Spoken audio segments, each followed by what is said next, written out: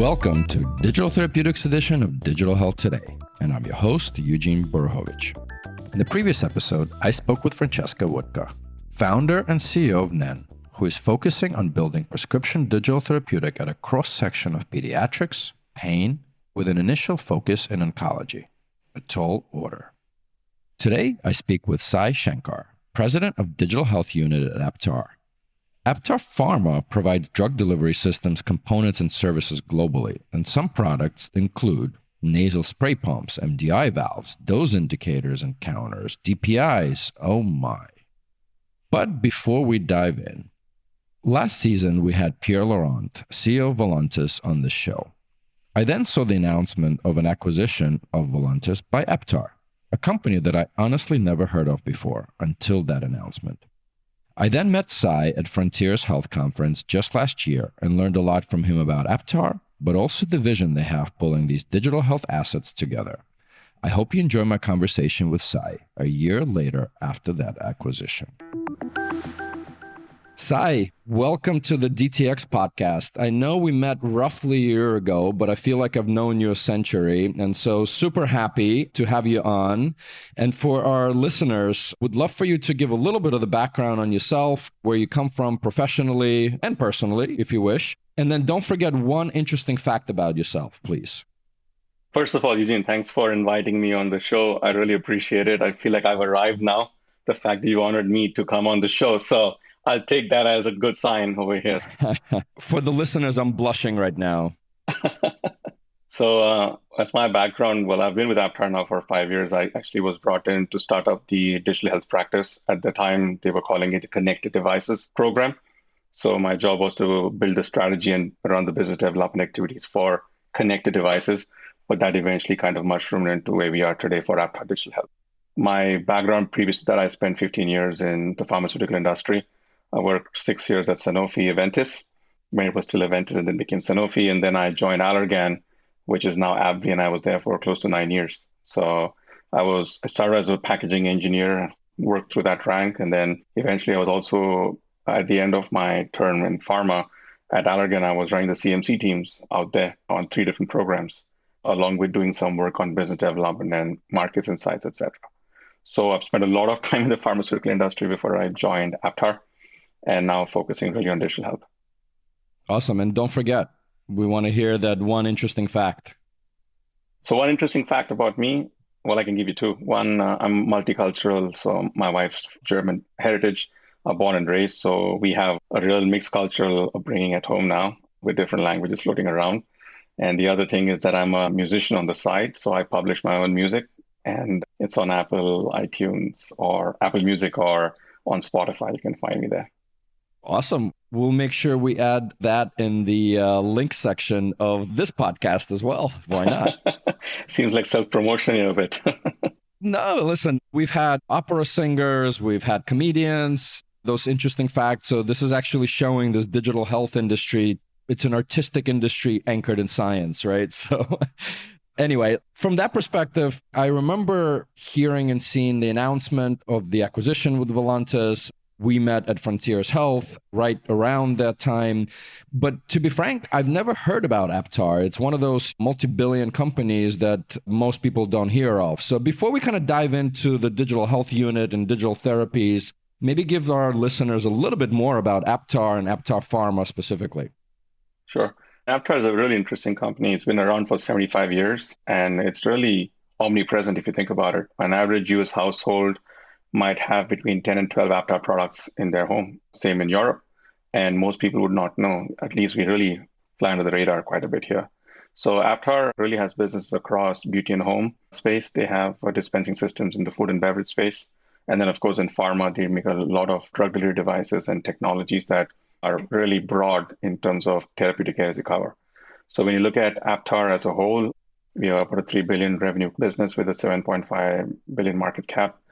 Wide footprint, 15,000 employees globally. So it's really a company that's been around for a long time and has really been doing fantastic work in dispensing space for years. You'll be surprised the number of products that you use on a daily basis that you do not know that comes from Aptar.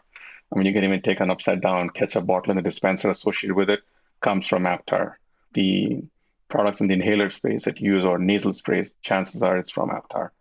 A lot of the cosmetic dispensers, perfumes or sprays are coming from Aptar. So it's a really broad business, what they cover. The pharma business has predominantly been working in three different verticals. They have a prescription division that really focuses on inhalers and nasal sprays or even rescue medication. So when you see a Narcan device for opioid overdosing, the device is coming from Aptar. We also have a significant presence in the consumer healthcare space, everything from nasal sprays for cold, cough, etc., along with products like ophthalmic devices are coming from Aptar. We also have an injectables division that focuses on rubber components for injectables like prefilled syringes, auto-injectors, etc. It's a pretty broad-based business. Pretty amazing, even as you said, the ketchup bottle. Again, some of those household names that we all touch. So pretty interesting. And this is actually part of the strategy, I'm assuming, around digital health within the Aptar Pharma division. And I know you alluded to it quickly in your own introduction around connected health, but maybe give us a little bit more history on how this unit came about. I've spent some time in a big pharma company, so a lot of these innovation units, or think about the $3 billion that you mentioned in revenue, where does that fit into the picture and how? So a little bit of history to the extent that you can. What were some challenges through that process? So for Aptar, it made sense for them to look at digital as a natural extension of devices that they had. So the idea was to take all devices and make them connected and look at opportunities to, one, bring more value to the patients using the products and also create additional data sets that can be used then to build better products. That's really the objective of how it started out. As I mentioned, when I was brought in, we were looking at options to create this connected devices ecosystem and take our existing programs and products and bring connectivity for them. That quickly transitioned to the fact that we wanted also to partner with companies who focus on the digital health platform side of things. And that's where we made several investments. During that time, we had made an investment in a company called Kali Care in the ophthalmic space. And I think what really put us in the digital health business was working with Propeller Health. So we were a lead investor in the Series C round. And that's how people got to know about the fact that Aptar exists in the digital health space. That kickstarted a series of other investments, both internally in terms of hiring talent that focus on digital health, as well as investing or partnering with companies outside of our domain expertise to bring in their talents in. So we invested in companies in India, in China, which focus on digital health and deployment, as well as making other investments in digital biomarkers. And along the way, of course, we ended up acquiring two companies, Cohero Health as well as Voluntis. So that kind of completed our journey to really not only look at connected devices as is, but also look at the extension, which was also data insights and analytics, really bringing the platform together, and then going beyond that to look at how can we offer more value for patients to improve outcomes. So it was really a step-by-step progress over the last 5 years. Well, that sound means it's time for a question from my clinical and commercial partner on this podcast, Chandana Fitzgerald, who is the Chief Medical Officer and General Manager of Health Excel, and as her friends call her, Dr. No Crack. Let's see what question Chandana has for our guest today. Hi, Sai. Where and how does Voluntis sit in the bigger Aptar brand vision, given that Voluntis is a really specialized oncology product? I know more recently expanding into other indications, but it is a specialized product. Thanks for the question, Chandana. I think first things first, Voluntis is not just an oncology specialty company. If you look at their history of what they've done, they started with diabetes and they still have ongoing programs in diabetes. Oncology obviously is central to what they're doing today, but they also have programs in immunology, in neurology, and expanding other therapeutic areas. So maybe the tip of the iceberg looks like it's oncology, but it really has got a lot more to it than just the oncology business.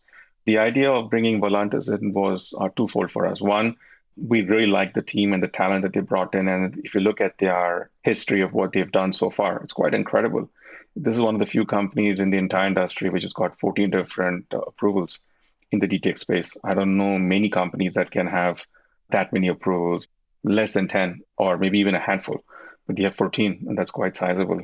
Plus the fact that the expertise goes far beyond just the approvals. When you look at the span and scale, they had presence in Europe, in the US, and if you look at Aptar's business, we have a big global presence, and that's something that we really liked. So it became immediately accretive to the business that we already had in place and was very complementary to what we were doing as such in the therapeutic areas. So Voluntis became, I would say, one of our top candidates from an M&A perspective. In fact, it was our top candidate. And we are happy actually they're into the Aptar fold now. And as usual, I'm going to jump right in. We had Pierre on last season, right? So this was pre the announcement of the acquisition. And now I see president, co-president. I mean, it's tough to be a president, but I think it's even tougher to be a co-president. I'm curious, just more for our listeners, how does that even work? What are the lines? And I think both of you guys are great guys, and I'm sure you get along well, but just curious on the dynamics there for fun. I mean, that's our secret sauce, man. Honestly, it's incredible to work with Pierre. And while from the outside looks a bit odd, sometimes even our own teams wonder how we work together. It's been great. We've been together now for a year working, and it'd be funny to say that we might even be completing each other's sentences already. But the reality was that we brought in very different skill sets to the table, and that actually helped us actually bring the teams together.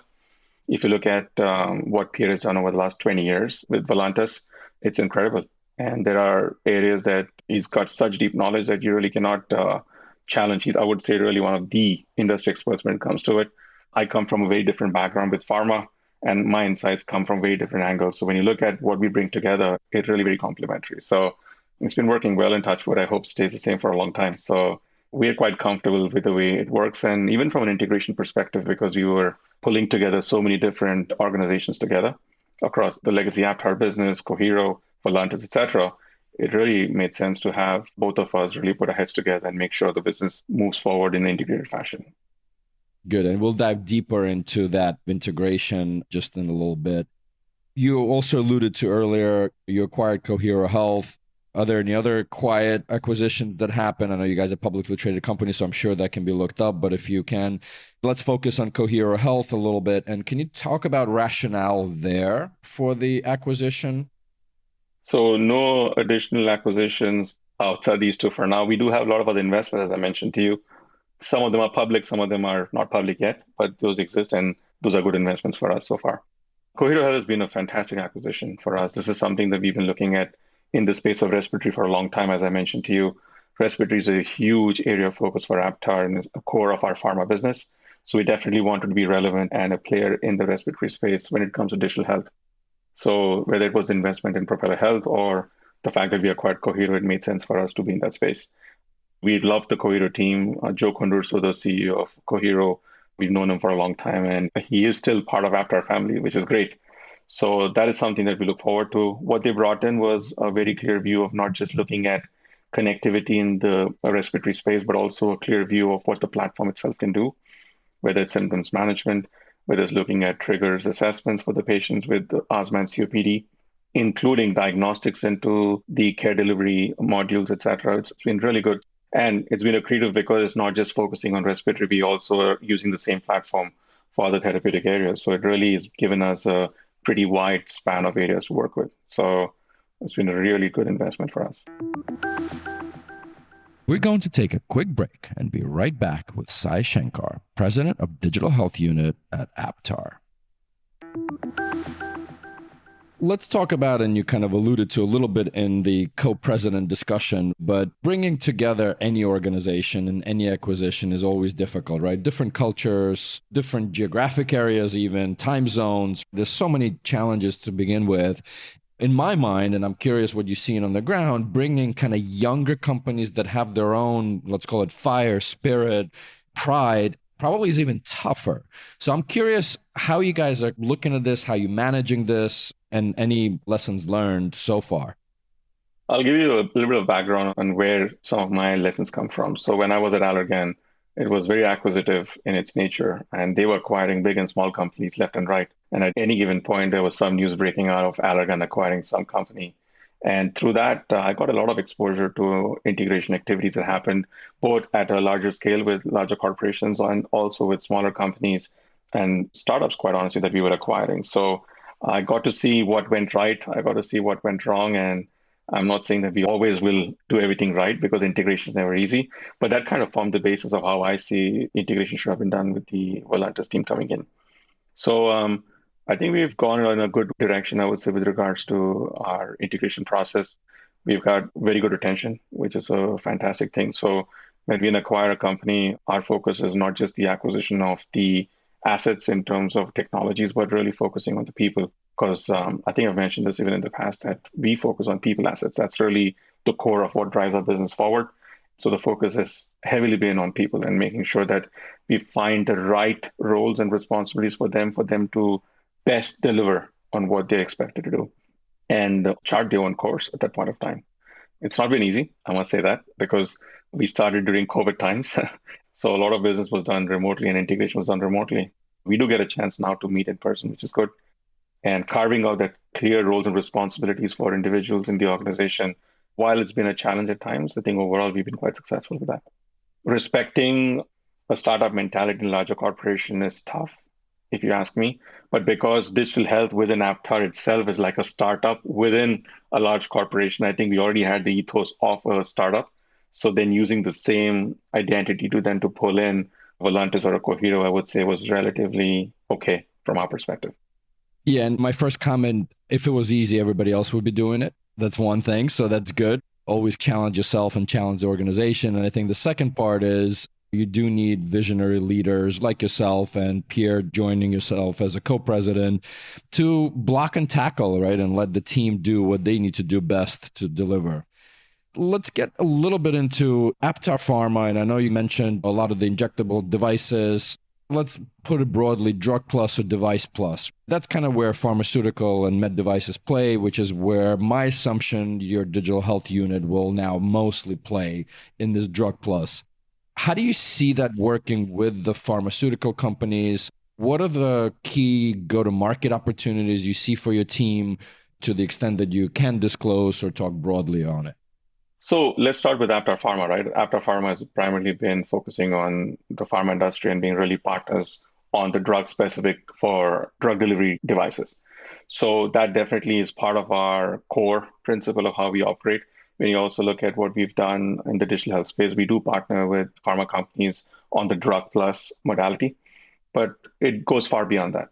Quite clearly, that's an opportunity that goes far beyond drug only or drug plus only. For example, we are working with pharma companies and pharma partners today where we are doing TA specific solutions. It's not just a single drug. There are multiple drugs that go into a specific therapeutic area. We're also working with our partners who are working in a class of drugs, not just a singular drug. So it might not be the entire TA, but a class of drugs within that TA that specifically goes in.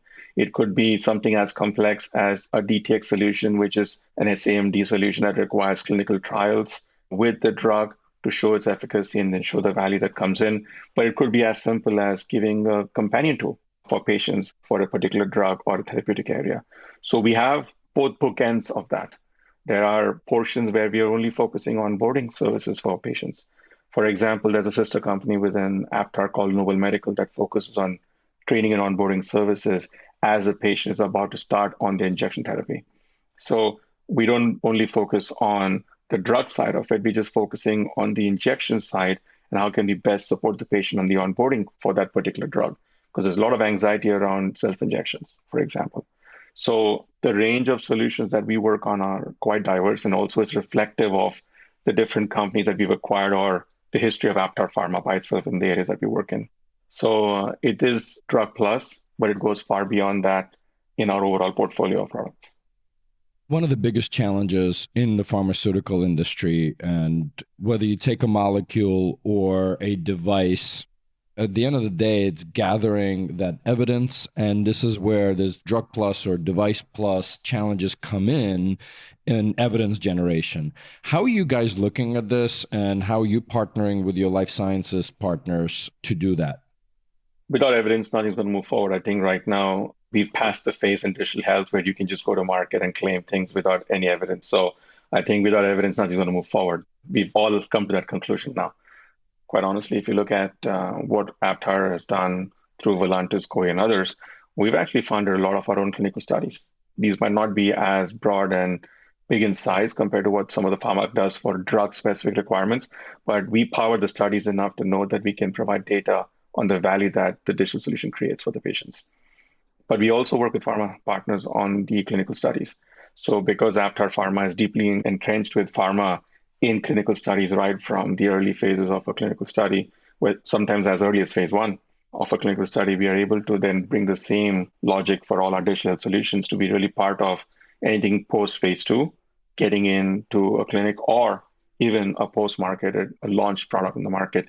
We're able to provide solutions for both. So, but in each case, obviously, the requirement is to provide some clinical evidence or generate clinical evidence with the pharma customer in that case. Again, I'm going to bring up this whole drug plus, device plus. There's also standalone digital therapies.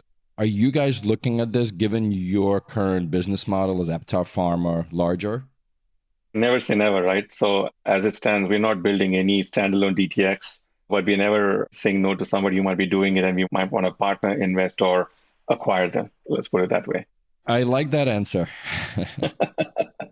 So our point of view is very simple. There are some really good companies out there who are doing standalone DTX. And when we look at them, we really believe that some of those solutions are really viable in the long run. And so we are very supportive of that ecosystem and we hope it continues to thrive. When it comes to standalone DTX that are meaningful to a solution that we are providing to our customers today, we don't even mind partnering with them in the short term to either pull in via their APIs and integrate it into our platform if that's a viable option. So for example, in oncology, if you're working with patient population that has a lot of anxiety and depression, as you can well expect, and if there's a standalone DTX that has proven solutions that might be beneficial, we are perfectly open to those kinds of partnerships. And that is something that we've already done in the recent past. If you look at some of our announcements, like we've partnered with Tilak Healthcare previously on the ophthalmic side as a side effect, we've all partnered with AliveCore. We have partnerships with other companies who work in that space. That's a model that will definitely be something that we will be continuing to explore and continue to deploy as needed. And hopefully someday, if it's appropriate, we'll either build or acquire or invest in a standalone DTX company. Sai, we know the role of a clinician, a prescribing physician in this value chain. What about the role of health coaches? It is the most important question out there. I mean, at the end of the day, we can build the best products, but if you're not able to deploy them, it's not going to go far. And deployment really, if you look at it, is really going to happen with the blessing of an HCP today in most markets, for most therapeutic areas. Now, there are some options that are being created in different markets. There are some frameworks that are coming into play where they're looking to bypass that and really go direct to consumer, which also is a viable option. But at the end of the day, patients still trust the doctor the most. And so making it available and getting the buy-in from HCPs goes a long way.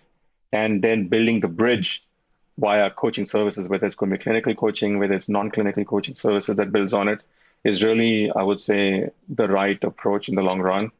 We believe that high tech is the way, but high touch is also the way. So there needs to be a combination of high tech, high touch really to make it meaningful in the long run for patients, especially who are suffering from chronic diseases. So that's something that we continue to explore. What is next for digital health unit at Aptar? Fantastic question. Lots coming up. So we got some big announcements coming around, Connor. Hopefully in the upcoming conference, you're going to hear a lot more about what Aptar Digital Health is doing. We're obviously going to be unveiling a broader portfolio of products and services that we are bringing up to the market.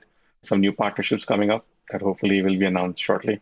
But beyond that, if you just look at the core of our offerings, a lot of folks are still unaware of what Aptar Digital Health does overall. They are aware of bits and pieces through our legacy organizations. But overall, what is our total portfolio of offering and where do we really play is something that people are still unclear about. So I think we're going to start bringing that level of clarity through some branding exercises, as well as really talking about all the different offerings that might be accretive to the businesses from a customer perspective. That is something that we look forward to over the coming months. Good. Well, I'm looking forward to hearing that on that conference circuit. And unfortunately, you couldn't announce it, heard it here first, but that's okay. But that also means that we're going to have to bring you back for season 3 to hear all of the great updates that you guys are working on. How about this? Next time I come in here, I'll make sure I have at least one announcement to make about your podcast. So how about that? All right. Love it. Love it. Love it. Great.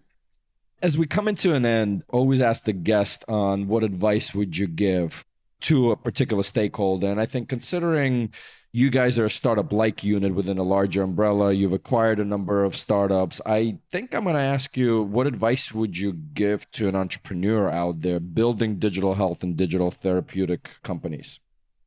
Great question. I want to believe that I'm an entrepreneur myself or an entrepreneur myself.